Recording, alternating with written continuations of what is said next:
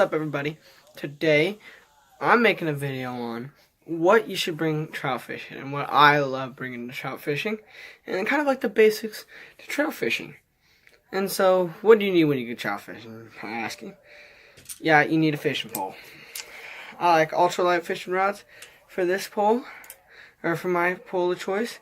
So we got us right here, like a conventional spinning reel fishing pole, an ultralight rod, about 5'6" rod. It's a classic 2000 series. It's a really good fishing pole for the price. The price is pretty cheap. It was about $50 for the combo. The reel was about $20. It wasn't the most expensive, but it was nice when I was handling, and the rod was $30. And so, this is a quick draw rod. When you go trout fishing, always choose ultralight. Always, no matter what. Because, yes, you can use medium, heavy, medium, light rods, but it's not going to be as fun with an ultralight unless you have an ultralight rod. And, so, you have your ultralight rod. There's right here a 6-pound test. It's monofilament. It's a quick draw reel. It's a good reel for its price. I love it. Never had a problem with it. You got your drag system. Drag's good on it. You got your reverse and your regular. I don't use it often. I don't understand why you need it, but that's my opinion. And so that right there is my first original rod that you should. Most everybody has an ultralight. If you don't, you can easily pick up some cheap ones. This one was okay price. There's cheaper ones out there on the market. And so this right here is what, if you had to choose one rod, this right here is what rod and reel kind of type that I would go with. If you only had enough money to buy one rod and reel to go trout fishing, this is what I would have brought. Now, you have your smaller rod. This right here is really ultralight, and a lot of flexibility in it. An old reel with it. You guys probably haven't seen one of these in forever. It's a Shakespeare ball bearing 22,000. It's a nice reel. It's still in really good condition. Worst part is this right here. It kind of goes further down than it usually does. It needs to stay about right there. I'll fix that with grease and re-screw it in and change some parts up before I go out there again. But it's like a 4-foot rod. If I could get it all on the camera. 4-foot rod. It's really good for if you're on a small boat. You pop it over a bush, or like kind of like in like little cracks of docks and stuff. Get that in there. You jig it up, and you won't have to worry about something big in the fishing reel. It's one of my favorite rods I like using. It's probably the most fun to catch trout on, because to catch trout on this rod, they have fight. They'll bend that rod. They'll take out drag, just drag it. And I just brought the line to that because I need to change out the line. And so that's what I would. This right here is another good option when you go trout fishing, and something I recommend that you should use. Okay.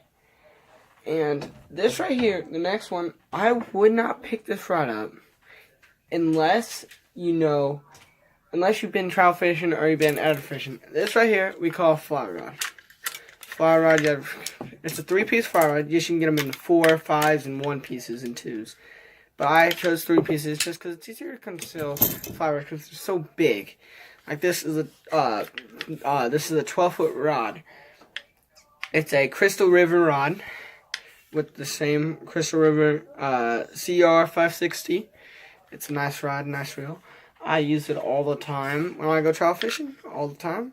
I got a new fly rod coming in before I go my trout fishing next weekend. Stay subscribe for that video that's coming out. And this right here is what I would call more advanced fishing and harder fishing.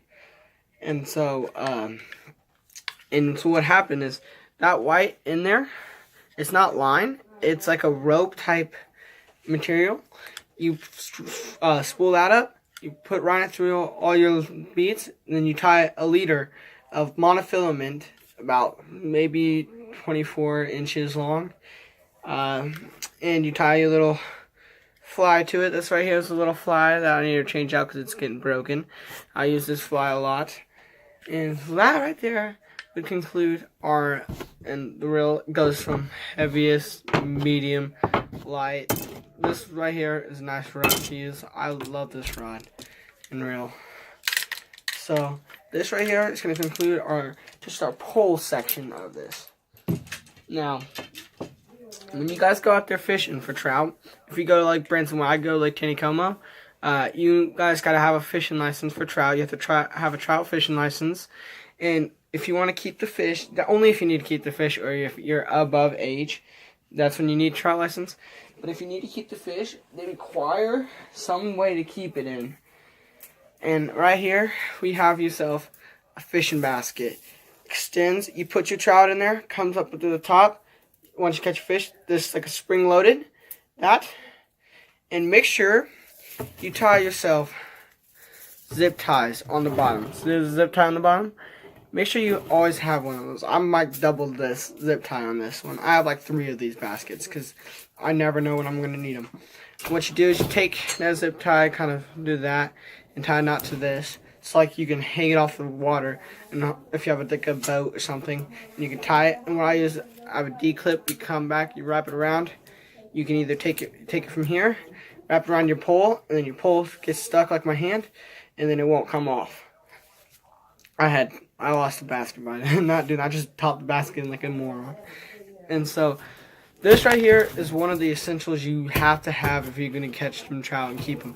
And the limit for in Branson or in Missouri is 4 trout in the morning, or 4 trout. Then once you clean those 4 trout, you can get 4 more trout, and that's your limit for the day. It's a really good. I like it because it's fun and a lot of fun catching fish, a lot. So that's something that you're going to need to invest in if you want to go trout fishing, if you're going to keep them trout. And then there's different baits that you can use when you go trout fishing.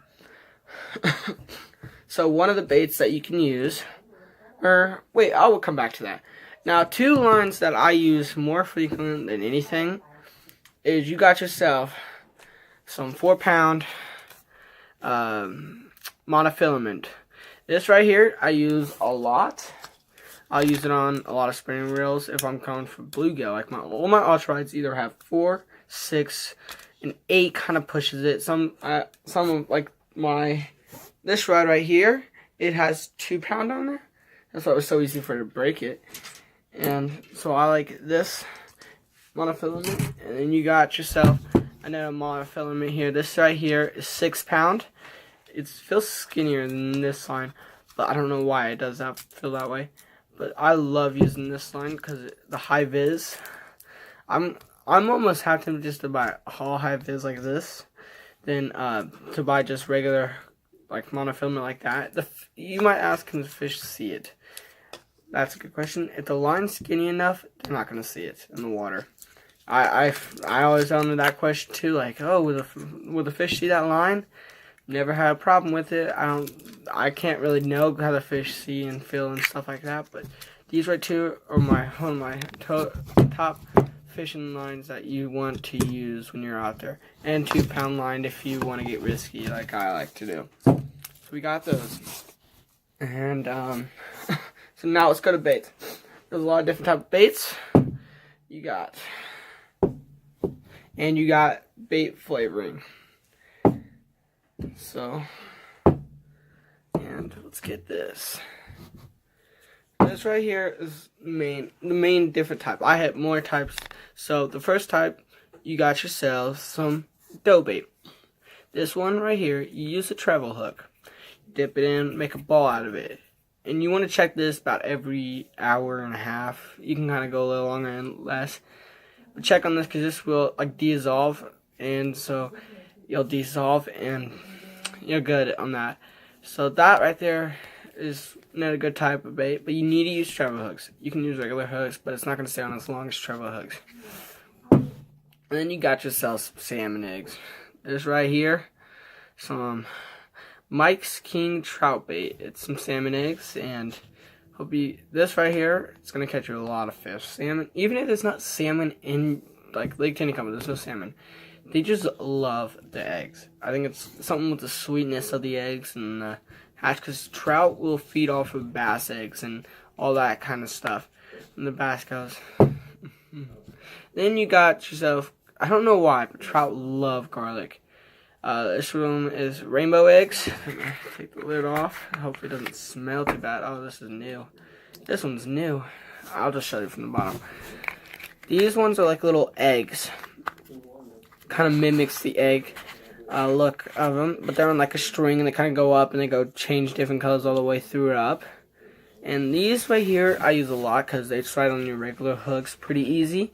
Garlic scented. I like garlic scented. Just garlic. That's the same as this one. Same with those. I use these a lot. So there's different kinds of these, a whole bunch, and there's even marshmallows. You can use marshmallows, mealworms, or even worms when you make these.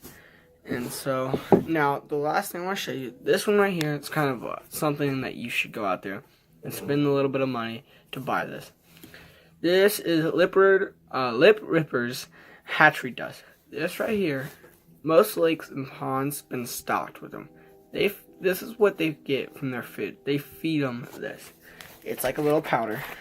If I could show you without making a mess, a little powder, finer than sand. And what you do is you get your finger wet. Or get your bait wet. You take a little bit in your hand. You roll your bait in your hand, and then you're good. And it'll kind of like spread everywhere. It won't stay on your bait for long, because every time you reel it in, you'll have to redo it. But it'll stay on your bait just for long enough that it gets everywhere, and the sink kind of explodes, and it just goes everywhere in the water, and the fish just love it. So these are some of the baits I love to use when I go trout fishing.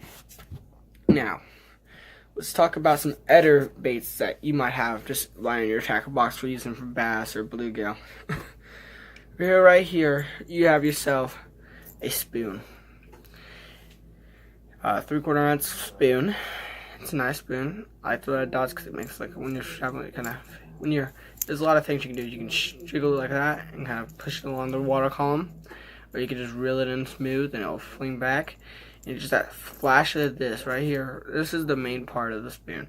You need this, and you need like a silver piece, because that silver piece is gonna flash in the water with the water, and then you can get it to like shake up and down like that. So that right there is another bait that I prefer that everybody should have in the tackle box when they're going trout fishing, because trout just absolutely love these. Then you got yourself, this right here is probably more conventional, which you might use for bluegill, or sometimes bass will eat these. You got yourself just a jig head with a nice little soft plastic with the fur towel. Fur towels, they just fall in love with it. I don't know why they do that. Just what they are, a red hook. Now, I always understood the debate, can the fish see the red hook, and can you catch fish just using a red hook? I might do a video on that and see if I can do that. And so this right here, something that everybody has in their tackle box. If you go fishing a lot, you use these for anything. I'll throw this out there for a bass, and a bass will take this. And so I love this bait right here. And then you got your stuff that mint for trout. You got yourself some rooster tails. This one's has a string on it. Rooster tails. This one is a red and black. It's a flasher. And this one, I have used this one, but for crappie. I haven't used it for trout, but this one I know can catch you one. They have the little body and little thing. This thing flings around and rotates, and I like that. Treble hook gives you the most chance of catching a bass, because the trout won't come up and just gobble it. They can. Most of the time, they just come up and tip it. They just hit it like that. That's why I love treble hooks so much when you use stuff like that. I got a couple different more types. That one was so there's a couple different types ones. Here's another example one. This white one is bigger than, you can use different weighted ones. Because the centerpiece is a weight. That's what that is. And same with this, it's a weight. And so, it depends on if it's a windier day or if the fish are just more picky. Because this one will sink a little more, and this one's going to kind of skim about 1 inch, 2 inches off the water unless you let it just sit. So you have to kind of slowly pop this one or this one. And these both are one of my favorite ones. I like the white one. White just works amazing with any kind of fish you have and you love to catch. And then you got yourself some Henry Martins. These right here is what they call Henry Martin. This Henry Martin is one of the most popular brand of trout fishing baits. This right here is Henry Martin. This right here is another model of a Henry Martin. This one just has a weighted head, a flasher. Because see how all these have flashes? The fish just love that little flashiness in the water. The Henry Martins are good because they're small and they have enough weight to get it down there. Because you want to, yeah, trout don't travel deep in the column, but they travel pretty deep. And you want enough weight to get it down there. And so this what I like to use. Here's another Henry Martin. If I can get it. And then a Henry Martin there. Another nice little Henry Martin. So these are like the type of baits I would use every time I'd go out there. Because sitting for trout, there's another one. Sitting for trout for power bait and stuff takes a while for it to like, kind of gets boring a little bit if you're like bringing younger kids out to the fish. Now, these right here, I'm about to show you, and that one of the soft plastics I bring out there. They call them the craws. If I can get them open. The little craws. See if I can show you them. Little crawl, soft plastic craws. I use these for bass all the time. I use them whenever, but I love using these because sometimes the trout will eat off the craws. I know it might sound weird because trouts don't eat, they're not meat eaters, so they don't like eating meat, but they will eat them if they're hungry enough. These ones I won't use as often. Now, let me show you something for the fly rod. I have a little box. I keep some of my flies. I have a whole bunch of flies, but this is what I mainly keep. Like if I'm gonna have a bag, I'm gonna put this box in there if I don't have my fly box. That right there is filled with flies. That fell out. But this right here has the same type of flies because you don't know. I like having multiple of each fly. This right here is a popper. This one I use for bass. I don't know. I have that in here. But I have a whole bunch of different flies, and each one different color, different pattern, different represent. The fly is meant to represent an animal or creature that the fish might find, and so I love this case, and I use it. I use flies whenever I go fishing for bass sometimes. So that's what I like about flies. Now, some hooks I use. You got your quality 50 size 6 hooks. Small hooks, the better if you're keeping. Make sure you have the barbs on them if you're keeping. If you don't, or if you're not keeping them, get rid of the barbs. Can't stress that enough because the barbs kill the fish a lot of times. They get gut hooked a little bit and the barb will just rip the line through the gut and it'll kill the fish and harder to get out of the mouth. So I like using those. Some more of those. I always bring enough hooks. I cannot emphasize them. I went fishing last year for trout and I forgot a lot of my hooks at home. I just spent money to get more hooks. It's not a big deal, but it was a tragic year for that fishing trip. And here's just another different type. Never go with the same. This is size 7, so a little smaller. But never go with just the same hook every time because you never know. Because I don't know. Because maybe the fish will eat something bigger or something. And another thing, always have enough swivels. These right here are some amazing swivels. Just a little pack of them. I got from the freaking crap. The local bait shop that you can buy bait and stuff. I love swivels. I use them all the time when I tie leaders. And here I have a little bit of jigs for like soft plastic. If you a life hack, just a life hack. If you have pill bottles that are empty and no one's using them, take off the wrapper or the label that they put on them. And just put baits in it. Like I put because I like to put them in a tackle box, but I usually have a small tackle box that I put all my trout stuff in. And I like putting these in there and like this because it saves space and not like whenever you're trying to reach in there, like, oh, where's my hooks? And I reach in there and then you hook yourself and it gets you infected and stuff. Now, I got some Bass Pro hooks or weights, split shots. I love split shots. I got a couple different of them. This right here, some nice split shots I use all the time. Here's just some more different types of split shots. There's a couple of solid plastics in there I'll use sometimes. the little tubes. But always have enough hooks, because you never know. The wind picks up. You have to add another hook out to get out there where the current's pushing and can catch some fish. And that happened too. Just not prepared a lot of the time. And so, what else? Okay, here's just another life hack. If you have loose hooks around, take some styrofoam. It doesn't have to be this thick. I use it because I cut it out to about the same size as my tackle box, so I can put hooks in. These are just regular hooks that I use for trout fishing. These ones are longer shanked and have barbs to them.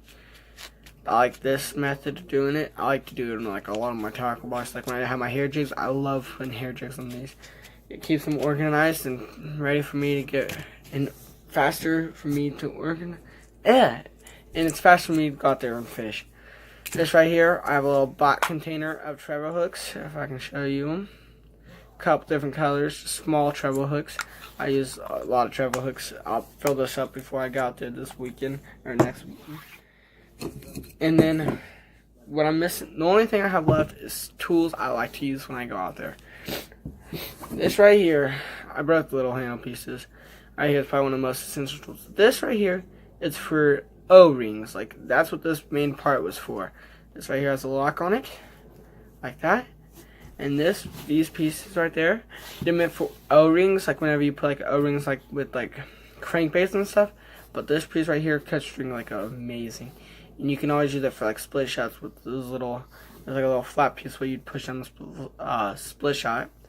I always keep this with me a lot of times. I like tying rope around it.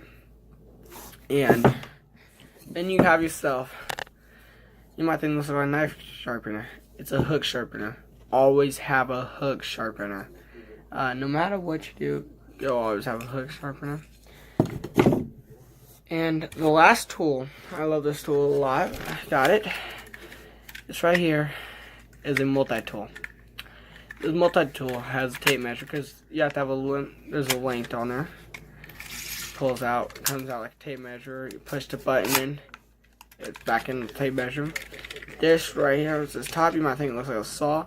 It's not meant to saw. It's meant you put there's a little hole. I can focus. A little hole. You put your hook through there, and you take it. You remove it out the fish. That's what I like about this. It's kind of sticky right now. Don't know why. I'll grease it up. And you got yourself your weigher. Side. You hook this right to the gill. I hate doing that, but it doesn't hurt the fish. You hook it to the gill. This will tell you your weight. It goes up to 13 pounds. If you catch 13-pound trout, you better go put that in the world record. Because the world record right now, I think, is like 40-something. But it's going to be, I don't think you're going to catch 12-pound trout out of Lake Titicaca. Even though fun fact, the largest brown trout ever caught was out of Lake Titicaca.